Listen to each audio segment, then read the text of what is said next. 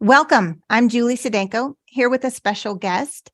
Jessica is a mom of two little ones and was with her husband for almost a decade before she decided it was time to leave.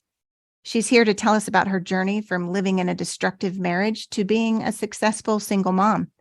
Jessica, thank you for being here. Thanks for having me.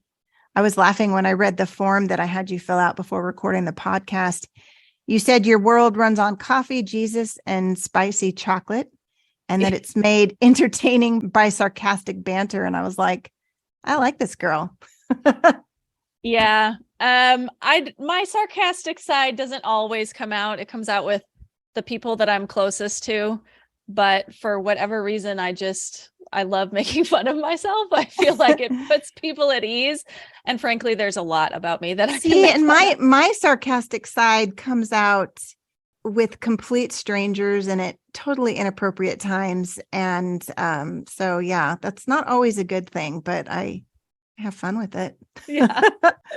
Well, talk to me a little bit about, I read that you kind of knew in the very beginning, like honeymoon stage, that things are not going very well. Tell me about some of the problems in your marriage and how you began to see them becoming a pattern.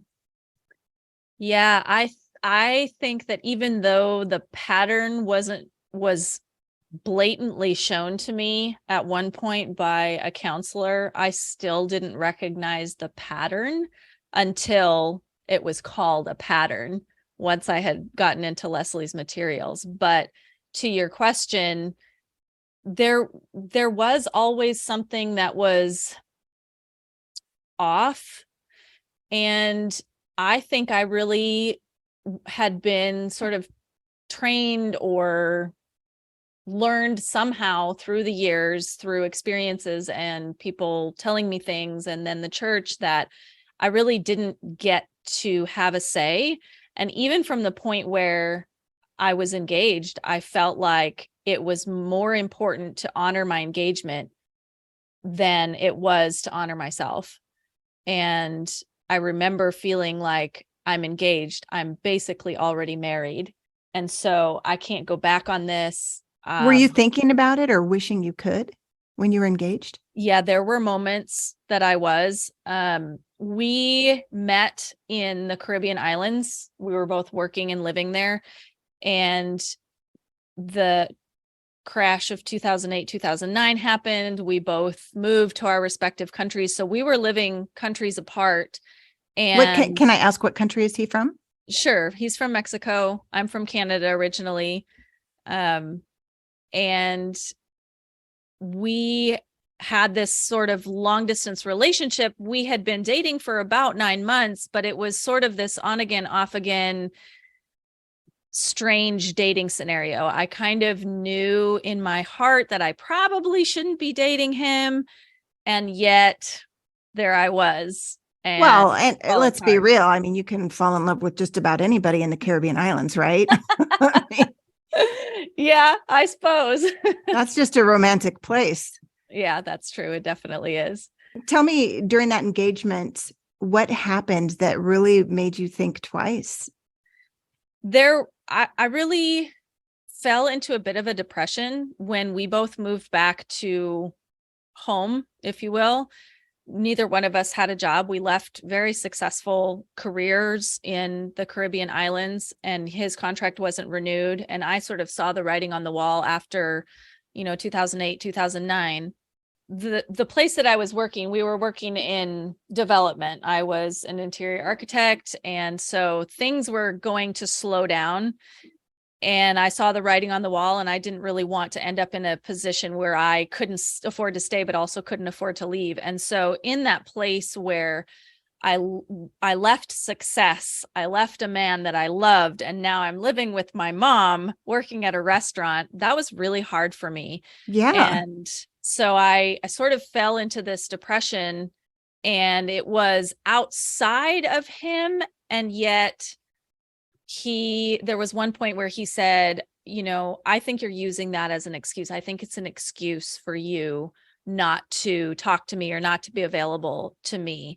And that just really hit hard and it bothered me. And I couldn't understand why something that originally didn't have anything to do with him was suddenly being turned into this thing that was all about him and nothing about me. So I think that was probably where it hit the most. I did take my ring off for a while, and he wasn't around to see it. And I had these doubts, but I felt like I made this commitment to him. I can't do this to him. And by this, I mean saying no or breaking off the engagement. So you did go ahead and get married, and it got worse. Describe what got worse. Yeah, he ended up being the first one with a good job. So I moved to Mexico. I did speak Spanish at the time. However, it wasn't with the fluidity that I have now after living there for 6 years. I didn't know my way around. He was working 10, 12-hour days when I would ask for help with something or for him to take me somewhere or any of that. There was always a reason why not.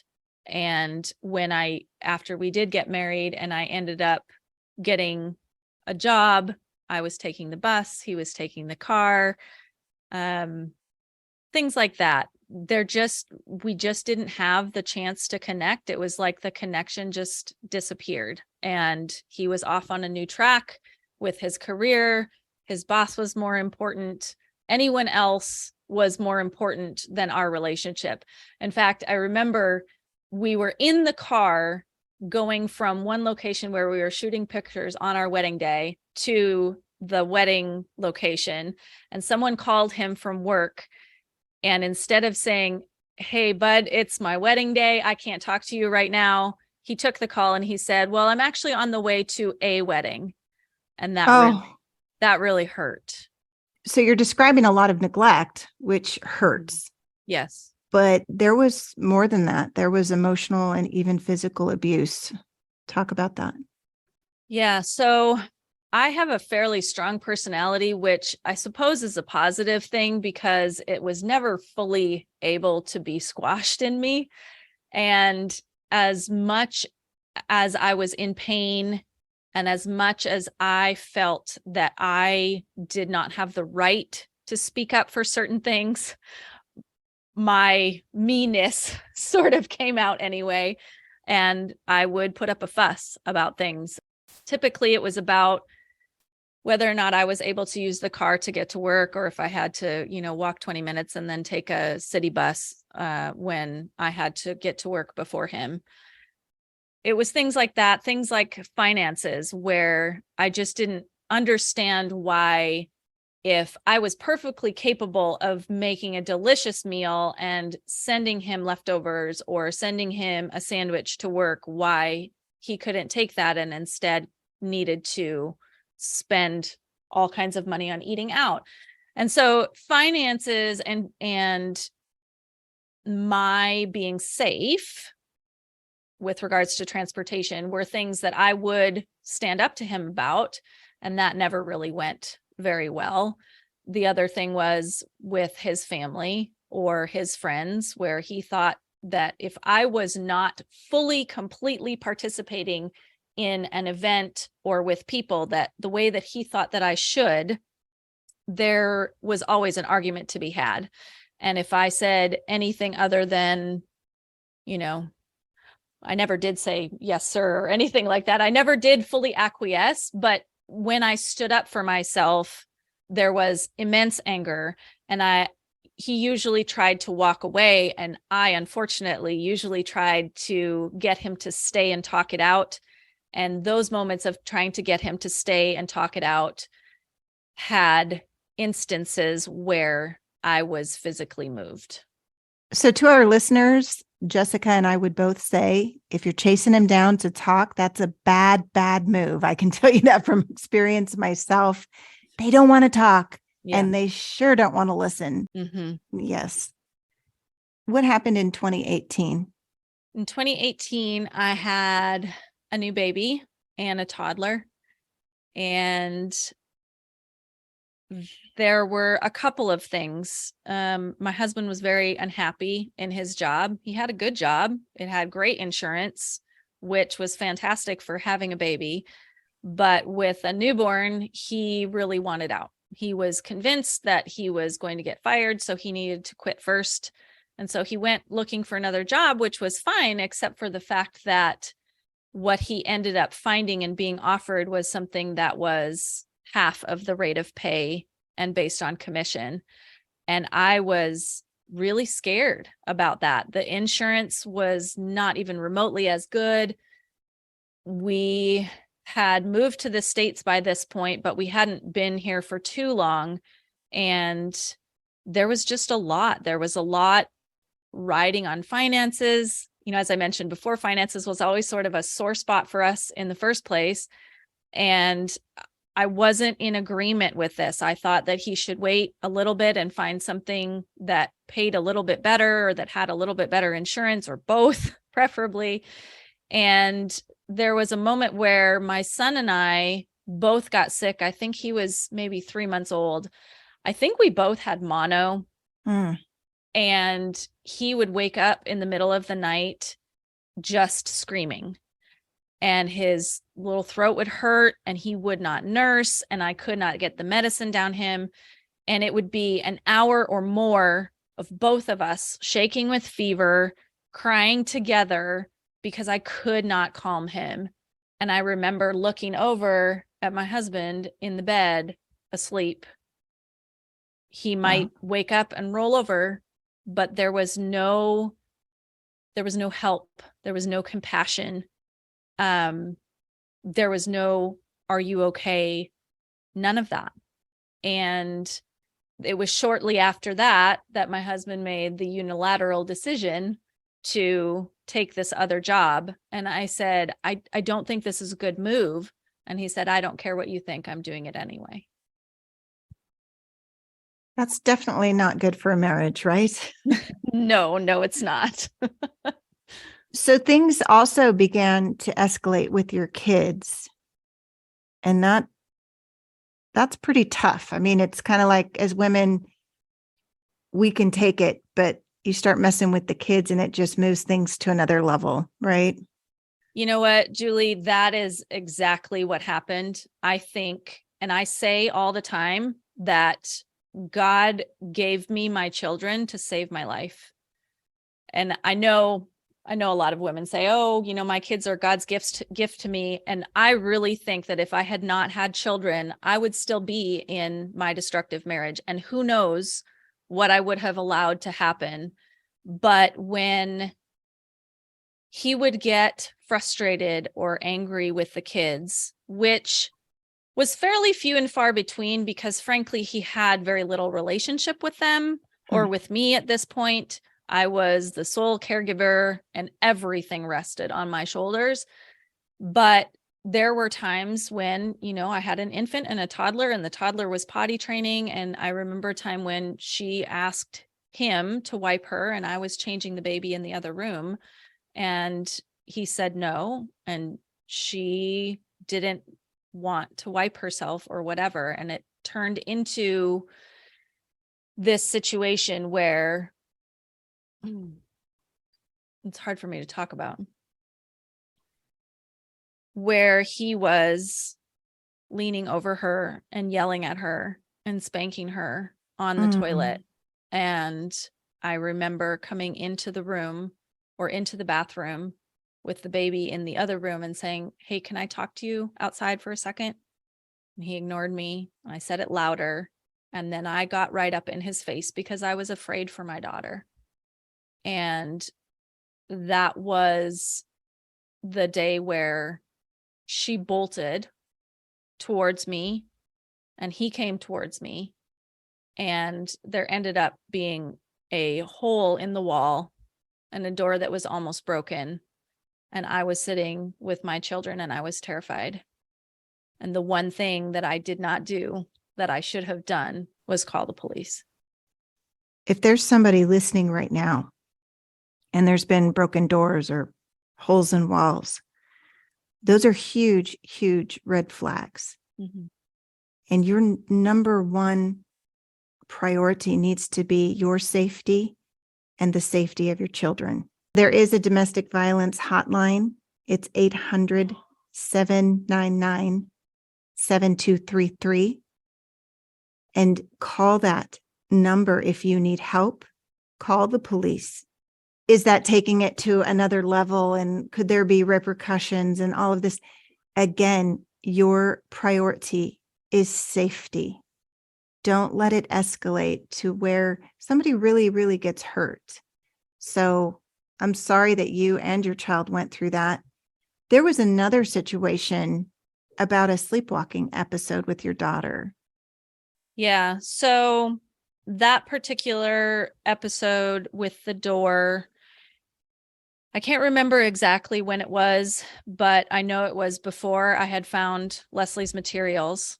But there was a counselor that I was seeing who recommended the emotionally destructive marriage to me. And I think the sequence of events goes the door episode, and then I read the emotionally destructive marriage when my kids and I were on this extended vacation without my husband. So I was able to read it.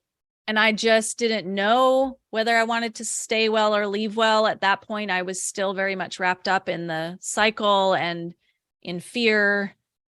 And so I read it and I came back and things were sort of the same. And yet I had some heightened awareness. And I remember talking to my counselor about it. And unfortunately, she recommended marriage counseling with the two of us at that point, which I think if anyone's listening who has been around Leslie Vernick for any length of time, probably has an idea of how that went not well. or anybody who's tried marriage counseling with a destructive marriage knows how that went.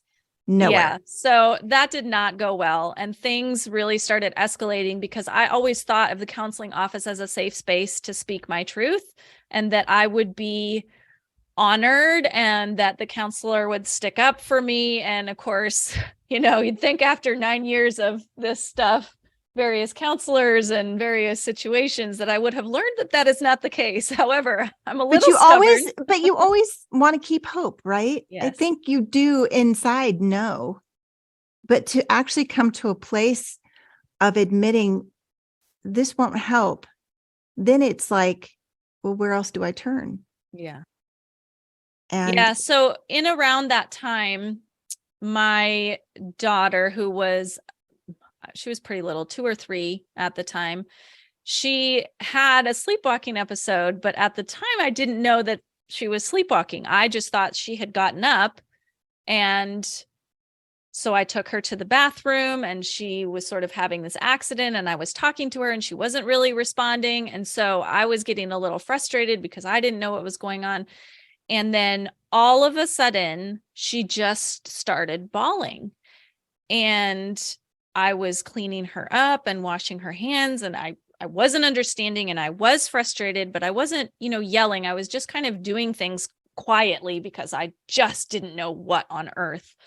And I remember my husband coming into the room and going to her and asking me what's going on in kind of this upset voice. And I said, I don't know. She just had this accident. I took her to the bathroom. She's not responding to me. And then she just started crying. And he picked her up, walked a circle around me, and left the room as if I was not even there. And I allowed him to put her back to sleep. And afterwards, I went out and I was really furious. And I said, I feel like you completely just disrespected me, disregarded me. You act as if I wasn't even there. And I don't remember exactly what he said, but I remember him laughing at me in this sort of cruel way and just saying, well, maybe you should have handled it better. And at that moment, I felt like the last thing that I was good at, which was being a mom, just dissolved before my eyes. And it was almost like in that moment, maybe it was the Holy Spirit, maybe it was the enemy, I don't know, but it was like in that moment, I suddenly knew that she had been sleepwalking because she had had night terrors before. And I really felt like I was worthless. I was so disappointed in myself that this is the only thing that I can do and I'm not doing it well. And so it was about a week where things were really, really dark for me. And I remember imagining myself on the freeway, pressing my foot against the gas, lifting my hands off the wheel, and bracing for impact. And I think the only thing that stopped me from doing that were actually three things. Were, my kids and my dad, who was staying with us at the time. And so he was someone who I could just say, I need you to drive this week. And he didn't ask any questions. He just drove. And I think because you were really afraid that you might do it. I really was. I did not want to hurt my kids, but I did not want to be around anymore. Wow. Again, if there's somebody listening right now and you're identifying with this emotion and you're feeling like you don't want to be here anymore, you need to get safe, because that's just not the direction that's going to solve any problems. It's just going to create more for your family. And so again, get emotionally safe, get physically safe, whatever it is that you have to do. How did you get safe? How did you get from that bottom to where you are today? It's funny because I don't actually consider that to be bottom. And that wasn't bottom. Oh my gosh. I often say that, I feel like when we talk about hitting bottom, in my mind, at least until this experience, I had this idea of like this V, and it's like one little touch point and you're there, and then you start climbing up the other side. But since my experience, I say bottom is a long, dark, very wide place. And I would say bottom for me lasted at least a year, possibly more like a year and a half. But that experience did show me, I think there was enough in me that was stubborn and that fiercely loved my kids. I still fiercely love my kids. And like I said before, I think they saved my life. And I just refused to let that be their story. Yeah. And I can't say that it was anything other than the Lord, because I swear I did not get a single email from Leslie Vernick until that happened. And then all of a sudden I started getting these emails. And I think she was talking about Empowered to Change at the time, but I clicked on something and it took me to Conquer. And I don't remember, maybe there was more to it than that, but that's what God had for me. So I joined Conquer, and it was terrifying at first, but it started this long, slow, devastatingly torturous process of my creating a plan to leave. And I think I had really just been waiting for permission, which sounds ridiculous because nobody can give you permission to do anything. You decide, you give yourself permission.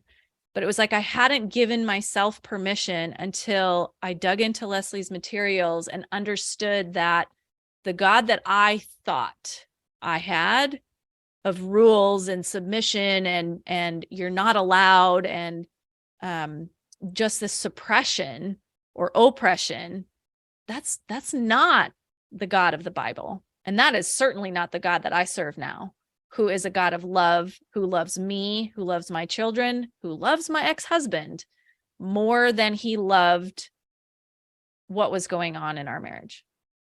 When you first got into Conquer, Leslie always says, if you stay well. And if you leave well. Mm-hmm. So the focus is really on each woman doing her individual work on herself, whatever she decides, whether it's to stay or go. In your case, I know initially wanted to stay well, but it became clear that you needed to leave well. How did you come about making that decision, and how did Conquer help you? I think I was undecided. I'm not sure that I ever really wanted to stay well. I think I was afraid to leave.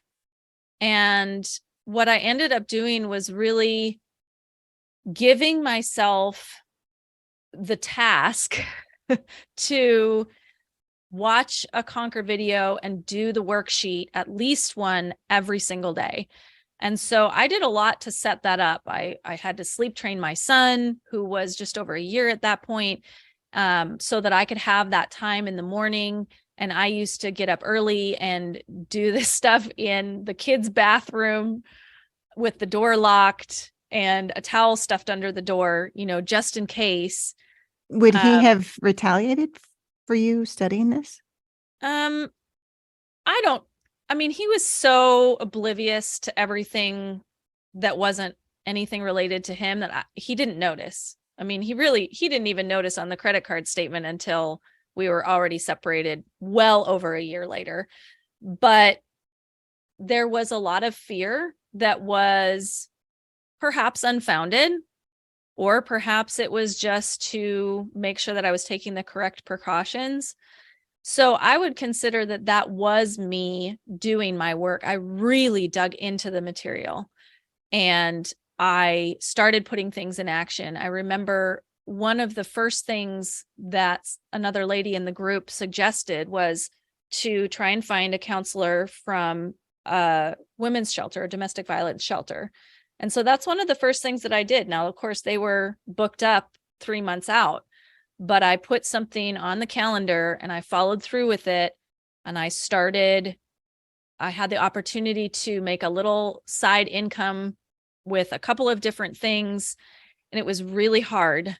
But I started doing it anyway. I started consulting with attorneys on the sly and just asking a bunch of questions. And every single time I would have an appointment, I would feel like I wanted to throw up and my stomach would be in knots. And along with that, I started speaking up and setting boundaries. And I wasn't really speaking up and setting boundaries at that point in hopes that he would change. I think by the time that I joined Conquer, I knew there was no changing him. But I was speaking up and setting boundaries as a way of proving to myself and showing myself what reality was. Leslie talks about the C in core strength being committed to the truth. And that was sort of my way of uncovering the truth. And when I would stand up for myself, I would be very cognizant of his responses. I would go and I would write them down. And sometimes I would ask for feedback in the group. And it was just more of what I already knew, but now I had things in black and white. Tell me about some of the boundaries that you set and how you started to speak up, just so that our listeners can know what that looks like. So I remember there was one evening, I actually started attending divorce care when I was still living with him. And so that was one thing that I said, I'm going to go out every Tuesday evening from this time to this time, and I need you to watch the kids. I need you to be home on time, and I need you to watch the kids. And for the most part, he would. It was not easy for me because my children would cry and scream for me when I was leaving. I forced myself to do it because I knew that I had to put my own oxygen mask on first. And so that was one of the things that I started doing. I said, if you cannot do it, I will find a babysitter. Luckily, I didn't have to. However, there was one moment where he was mad about something and he said, I'll be home when I'm home. And so I didn't know if I was going to have care for my kids. And my mom happened to be visiting. And so we decided that we would cook dinner and we would take the kids with us. And if there wasn't childcare available at divorce care, my mom would watch them in the hallway. And when we got home that night, he was not impressed. He basically thought, you didn't make dinner for me. And I said I would be here and I'm supposed to be watching the kids. And I just said, you know what? You did not give me any indication as to whether or not I could count on you. And I am going to take my Tuesday evenings. Good for you. That's a great example. And Conquer, I know, really does help you in defining boundaries and knowing boundaries. It's not just a place where you get into a Facebook group and complain about your husbands. This is a place where you do your own work. Mhm. It is a place where you can begin to see the truth. And this community will definitely hold you accountable to doing that. And it's a good place to be for anyone who's going through something similar. Mhm. If you could offer one piece of advice to a woman who's listening and in a similar situation, what would you say? My advice is always going to have to do with children, just because that has not only been my lifeline, but also just my passion in coming out of something like this. I would say that I have seen women successfully stay well and protect and empower their kids in the process. But it really depends on how regulated you are able to be in that situation. And I know for myself, I knew fairly early on that I could not. And it hurts to know that I enabled and I even contributed to some of the destruction that my children experienced while I was still living at home. And I say that because that is me being committed to the truth. And I don't say that in a ton of regret. It's unfortunate. However, I have been able to work on repairing and improving the relationships with my children and empowering them as they still have to go back into the dysfunction when they have parenting time with their dad.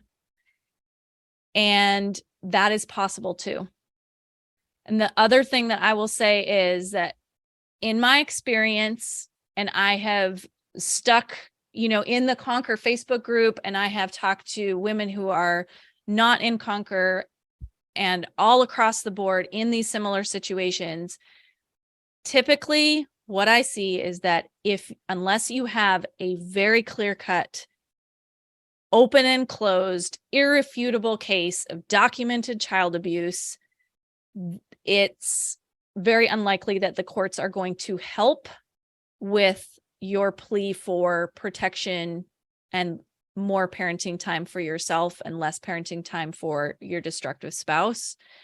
My recommendation, this is just my personal recommendation, is you'd be better off saving your money, your time, and your energy and your emotional strength for yourself and building those relationships with your kids and learning how to regulate yourself and regulate your children than fighting a very likely losing battle over parenting time and custody. I just see 50-50 happen way too much and way too automatically.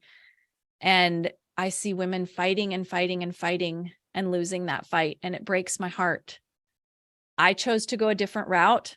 My choice is not for everyone. And there are women who have won that court battle. But in my experience, the percentage is considerably less than those who just expend so much energy and lose. So I guess boy, that's a lot of advice, but I guess I would say It's good to women, advice. you can empower your kids, you can help your kids. And if your children are what is driving you to seek help, allow that to be your motivator. And whether you stay well or leave well, if you can stay regulated, if you can do your own work, then you can help your children and you can break the cycle. Share one big lesson that you learned in Conquer, the one that really stands out that you remember and have applied to your life. Yeah. God does not care more about the institution of marriage than he does about the individuals within it. I swear that's probably verbatim what Leslie says at some point somewhere, because it hit me so hard And it freed me to become a child of God again, and a child that is deeply, madly crazy about her daddy. Yeah. And being able to see the way that he loves and cares for me and my children. Friends, God loves you. He loves you. Does he care about your marriage? Absolutely. But he doesn't care more about your marriage than you. How are you different today than before you came across Leslie's teachings? I would say 180 degrees of difference. I'm thriving. I love who I am as a woman, as a friend, as a mom, and as a child of the King. I've grown bolder and stronger in almost every aspect of my life. And it's interesting because there's a group of ladies, Conquer ladies locally, that I hang out with regularly, and they knew me when I was still living with my husband, and they continue to know me now. And one of the main things that they have consistently said is, "Oh my goodness, Jessica, you're so bold," which is interesting. And at the same time, while other people notice that, I think the most noticeable difference is in my parenting, because I did not know how to connect with my kids while I was in utter turmoil emotionally with my marriage. And since I've left, I've studied and researched and taken classes and practiced so many different ways of relating to and connecting with my children. And I have been able to create that safe and loving space for my little family as a single mom. And our home is now not governed by fear. It's not governed by rules and regulations that are harsh. It is led by fierce love and dangerous faith in God and courage. And I have made great strides in empowering my kids to continue to face that dysfunction when they go into their father's home and spend time with him. And one of my passions is just sharing all of the things that I've learned on this journey. And I'm still learning on this journey. My children are still young, so I have not arrived by any stretch of the imagination. But I just love to share it with other moms so that we can all work towards collectively breaking the cycle of abuse in our families and in our society. What you say is so powerful, Jessica, because sometimes when you're in a destructive marriage, you can feel so trapped. You can feel like, I don't have any choices. What can I do other than divorce him? But there are things that you can do. You can work on yourself. There's plenty of work that you can do on you, and that will make you a better, more healthy person, as well as a better mother. And I think your story is really proof of that. You did a lot of work that had nothing to do with your husband. Mm-hmm. And yet look at where you're at today because you were willing to do that. Yeah. It's not easy. It was hard and excruciating at points, but it was really worth it. Jessica, thank you. Thanks for having me. Thank you for listening today. We hope Jessica's story brought you some help and hope. If you could benefit from some additional support, couldn't we all, right? Conquer is opening next month. Join the waitlist at leslievernick.com/join Conquer. Also, please subscribe to the podcast so you don't miss an episode. Until next time, may God bless your relationships with Him, with yourself, and with others.